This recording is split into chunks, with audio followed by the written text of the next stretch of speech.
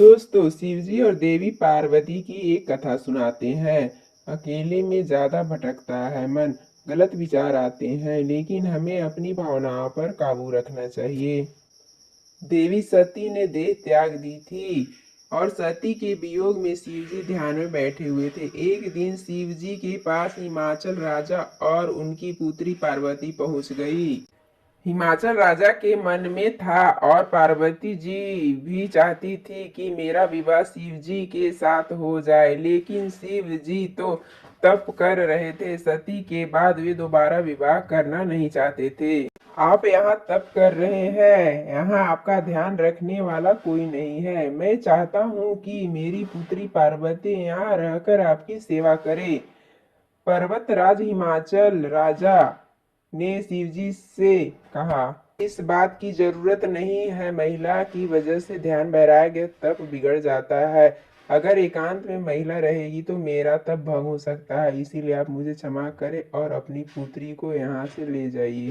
शिवजी ने हिमाचल राजा को जवाब दिया। हिमाचल राजा और शिवजी की बातें देवी पार्वती बहुत ध्यान से सुन रही थी। आप कह रहे हैं कि आप तप कर रहे हैं, तो जब आप तप ही कर रहे हैं तो आपको ये अभ्यास कैसे होगा कि ये शरीर महिला का है और ये शरीर पुरुष का है? पार्वती जी ने शिव जी से पूछा। देवी पार्वती की ये बात सुनकर शिव जी हैरान हो गए, क्योंकि देवी ने बात बहुत बुद्धिमानी की थी।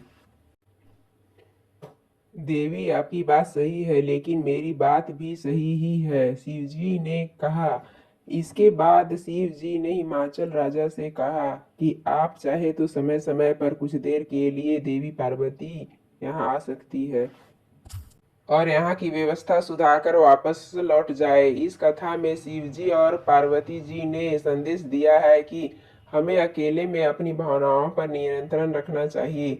अकेलेपन में ही व्यक्ति की भावनाएं गलत दिशा में भटकती है, बुरे विचार जागते हैं। इसीलिए एकांत में भावनाओं पर नियंत्रण रखें।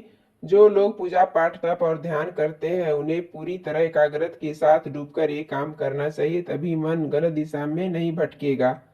दोस्तों, ये कहानी आपको कैसी लगी? कमेंट, शेयर, लाइक जरूर करें। धन्यवाद।